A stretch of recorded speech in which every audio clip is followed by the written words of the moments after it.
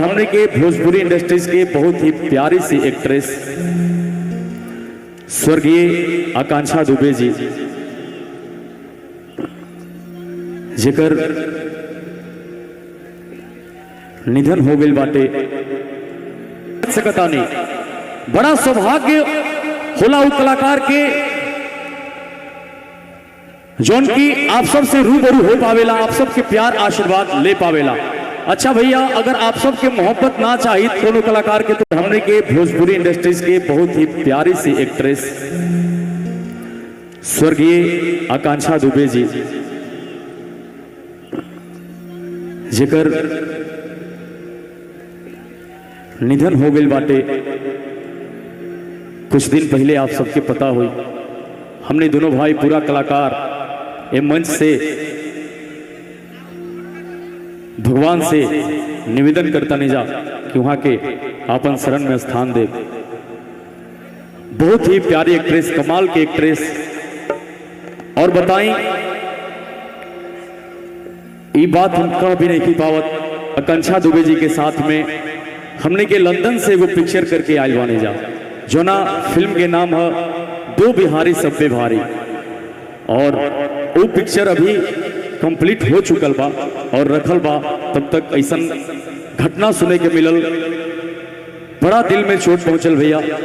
बस हम सब कलाकार आप सब भी दुआ करें कि भगवान वहां के उचित स्थान दे अपना शरण में। कलाकार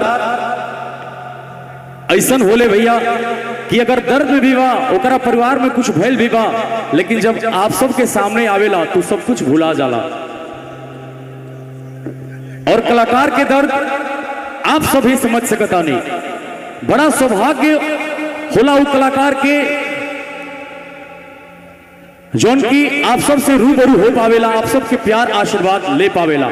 अच्छा भैया, अगर आप सबके मोहब्बत ना चाहिए कोनो कलाकार के, तो प्रोग्राम के लाके क्या हो सकता रहे। फिल्म करता नेनू, गाना गावता नेनू, एल्बम में देखा ताड़ानू, गाना सुना ताड़ानू। लेकिन जब आप सब से कोनो कलाकार जब रूबरू होखेला, मिलेला, तो बहुत सारा बात अपन दिल के कहल चाहेला और कहेला। और वो कलाकार के बात आप सब ही समझ सकता नहीं। काहे कि कोनो भी कलाकार के जीरो से हीरो रोरा ही बनोले बाने।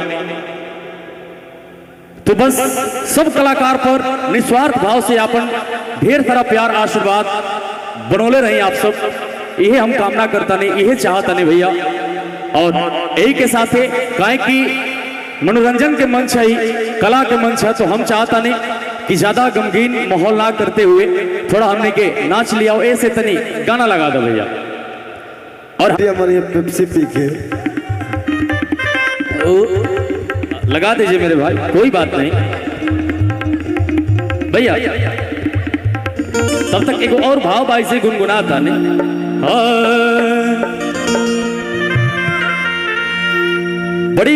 बड़ी गीत बात जो ना कि आप सब ढेर सारा प्यार आशीर्वाद मोहब्बत से भर दिले बानी। एगो गीत और बोले रहने जा। और आज हमने के बता देना भैया, एगो हमने के भोजपुरी इंडस्ट्रीज के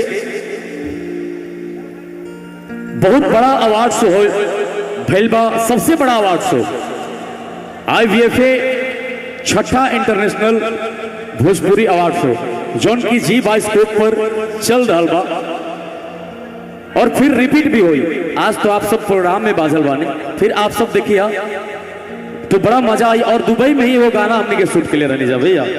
हाँ कि जोले बानी हम कुआर तले पर्दा हुई, लड़कियां कहती कि जोले बानी हम कुआर तले पर्दा हुई। ए राजा कलोना, ए राजा कलोना बियाह तो बेगरदा हुई। ऐसे